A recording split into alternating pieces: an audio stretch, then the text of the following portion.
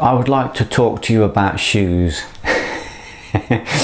I did a talk the other year for a company called Clarks. They wanted me to come and do like a keynote speech for their executives. So I thought it'd be wise for me to do a little bit of research about Clarks and find out who they are, so I could relate my talk a little bit to them.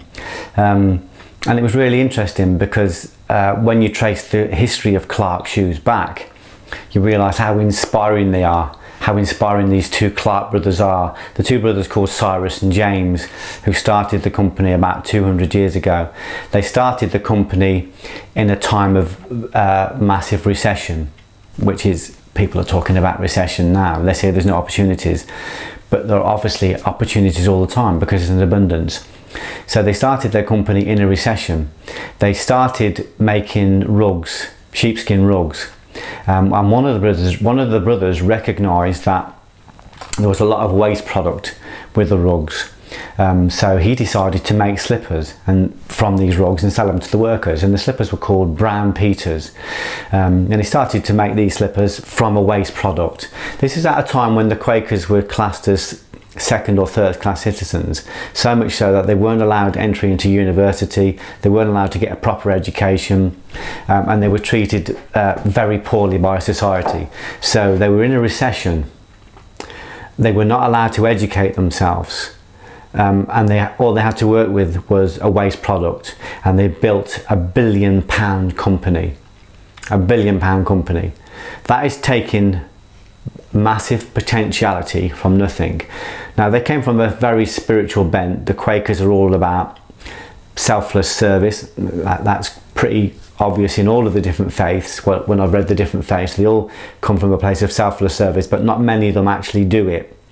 The Quakers are very good at it. If you look at the Cadbury brothers, they actually built their whole business on a spiritual base. They actually built a village in Birmingham called Bourneville. They built, you know, this amazing complex for their workers. So I was excited to go down and think, because so many people were saying to me at the time, there's no opportunities about, it's a recession. But that's just, you know, that is true, but from only from a perspective. It's just one perspective. When you look around you, there's lots of people creating lots of things. You know, I might be stood in a room working, say if I'm doing a martial arts course, I might be working with different people from all different walks of life. I've got one person stood next to me in his shorts and t-shirt who can't make the rent. He can't make enough money to make the rent because there's not enough potential, there's no work out there, and he doesn't see any potential. And there's a recession, the news has confirmed it, he's tried for lots of different jobs and he can't make any money. The other guy on the other side is in like shorts and t-shirt, he looks exactly the same, but he's the opposite. He's turning over 100 million, he hires 1,000 people, and his fear is that he can't cope with his potential. He's got so much potential, he has so many opportunities, he can hardly cope with it. This guy happens to be an amazing caretaker. So two people in the same room, in the same sports centre, in the same city, in the same country, in the same world, both seeing different potentialities. The potential's there for everybody. It doesn't matter what's going on in the environment, there's always the potential. And obviously necessity can be the mother of invention. So I was really inspired by the fact that the Clarks built their company on a base of altruism. They built it on a base of selfless service. And that didn't mean, they were the Clarks family and the Cadbury's family, a very rich family, but it meant they built an infrastructure. They built universities for their workers. They built houses for their workers. In fact, I think it's in Somerset, there is actually a village called Clark's Village. It's in a place called Street. So they built a whole village for their workers. They built universities, they built leisure centres. They wanted to educate their workers, they wanted to give their workers what they didn't have. So a lot of their profits went straight back into serving the community, serving the people around them. They worked from a level of selfless service, and because they were working from selfless service, there's two things happen. One, there was the joy of selfless service. So at that level, selfless service is the reward because there is bliss in serving other people. I'll give you an example of that. There was a guy, I was reading about a guy in America. He was driving through a toll road on Christmas Eve, and when he went, it was quite late and it was, you know, very cold. And when he looked into the toll booth, he noticed that the girl serving was looked very sad. She looked very emotional. And so he just spontaneously, as he went through, he just handed her $20 as a gift, and she burst into tears, just tears of joy, because somebody had been so kind. And he said that moment of connection, that what you would call religion, that moment of reconnection, this was no longer you know, a girl working behind a toll booth. This was a direct connection. The moment of connection was just pure bliss. He said, for $20, just for a moment of my time, he said, I just felt this eternal bliss. And he said it made him want to just find as many opportunities as he could to do just that, to serve people. So at that level, and cognitively, obviously we can understand that at that level, he felt bliss. And at that level, bliss is the reward. You know, service is the reward. But it doesn't mean all the other things don't come as well, because we build infrastructure. You know, a tree that serves through the branches and through the leaves has to build a massive infrastructure to do that. You know, it has to have a massive root system, it has to have a massive trunk, it has to have a huge infrastructure to serve, and everything it brings from the earth it processes through the trunk and through the branches. So in serving everybody else, it serves itself. So although we're talking about selfless service being the reward, it's very important to remember selfless service is the reward. We're also talking about the fact that all of the other stuff comes with it. The physical and the material rewards are what Buckminster Fuller would call the exponential effect. They're the byproduct, but they're still there. You can still have all that. You go and buy a nice car, what are you doing? You're helping keep people in work. You're keeping, if you follow the trail of parts, you're helping contribute to the employment of millions of people. Everything you do when you make the energy move serves other people. So they got this idea that if they could build the business on a base of altruism and serve their workers, educate their workers, expand their workers. If their workers expand, they expand. If they expand, their workers expand. So rather than trying to keep people down, and rather than trying to, you know, get people to work for nothing, they really invested in their workers, because they recognized that their workers were at the subatomic level, or whatever you want to call it, I don't know anything about quantum physics, but at that level of kind of universal consciousness, we're all connected.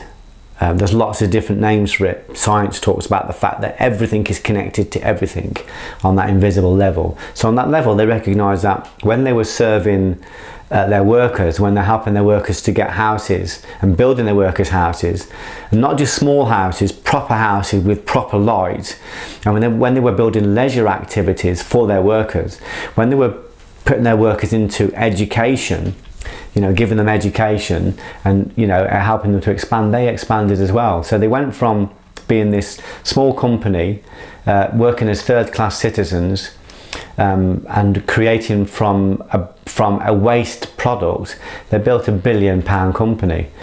So if you're looking around you now and you're thinking there's not potential, that's a perspective. I respect that, but there is potential. From my perspective, there is potential for everybody. If you're looking around, you're thinking there's not the material, there is the material. My whole empire, my whole business personally, started with one book which I wrote on cheap notepads with a cheap pen in an oily factory toilet in Coventry, and that's gone on to not just to sell 100,000 copies, and the other books have gone into 21 languages, and different books have gone into about 21 languages. Not only has it gone all around the world, but it's actually built my whole life is built around that one book. So my whole life was built from it's all been built from writing my thoughts, manifesting my thoughts onto a cheap notepad using a biro. It's all come from that one place and expanded. And I was working as a floor sweeper at the time, and in between jobs I would sit down and try and write my my book. So it's all come from that one place. So there are opportunities around you now where, you know, what are the opportunities that you are missing, and how can you, this is one of the things that I liked about Buckminster Fuller. He said, I want to do something that serves millions of people. I'm inspired by that big thinking, because he wasn't saying I want to do enough to make my mortgage. I just need to do enough to you know, cover my bills. I just need to earn this. He just kind of thought bigger. He just said, I want to find something that serves millions of people. And if he builds the infrastructure to serve millions of people, of course it's got to serve him, because he's got to process it all. It's all got to come through him. He's got to expand, he's got to learn, he's got to grow, he's got to open, and obviously, you know, the more opportunities we open ourselves up to, the more opportunities there are. It's infinite. One opportunity leads to another opportunity. You know, you go and, I've seen it on the masterclass, I've seen it on the walks, I've seen it on the sovereignty course. You think it's just about coming to do a training course, but you're not. You're surrounded by other people. I've seen the amount of people whose businesses has expanded just because of who they've met on these courses, just because of who they've been introduced to, just because of who they're training with, because the universe has conspired serendipitously to bring people together. So two people that come on a course they think they're just learning about, you know, techniques and developing themselves, actually sat next to the person that they're going to be in business with for the next 15 years, or they're sat next to the person that's going to show them how to expand, you know, their business, you know, by 4 or 5 or 6-fold, or they're going to sit next to someone that's going to show them the secret to health because they're an expert on nutrition, or they're going to stand in front of somebody that's going to, you know, like I had 2 guys on one of my courses. They're 2 disparate people. One of them ran a school up north, another one lived in Dubai. They became friends on the course, and now the one that's living up north, his name is Ivan, and the one that's in Dubai, named Whale, they've got together, and suddenly Wales created this fantastic martial arts school in Dubai. But it's because he met Ivan, and Ivan showed him how we can expand that and how we can do that.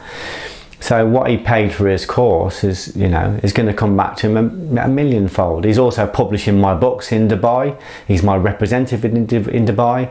Nobody knew that would happen. How can you know it's going to happen? So people think I'm going to come on a course, you know, or I'm going to come on a walk, or I'm going to, you know, I'm going to read a book, or I'm going to read an article. I think it's not going to lead anywhere. But when you actually get together with people, you'll be surprised. You'd be amazed at the amount of openings, you know, the amount of introductions. And this is what I call divine, let me just get the word for you, the divine introduction, divine networking. That's what it is. It's divine networking. I have no idea who's going to meet who on these courses and where it's going to go, but they get together, they talk, I introduce people to other people if I think they're going to match, and suddenly whole new empires are created just from those introductions. It's fascinating. It's really amazing. So if you get a chance to go to Clark's Village, or if you get a chance to go to Bourneville and you look at these places, especially Clark's Village, because I've done quite a bit of research on that. They've got 90 shops, they've got coffee shops, they've got refreshment stands, they've got food chains, they've got this huge factory, you know, they've created housing, they've created education, they've created leisure, they've got 1,000 stores, they're in 160 countries, they've got £1 billion turnover, all starting from a waste product. There are opportunities all around you. Do not be in doubt of that. They're definitely there.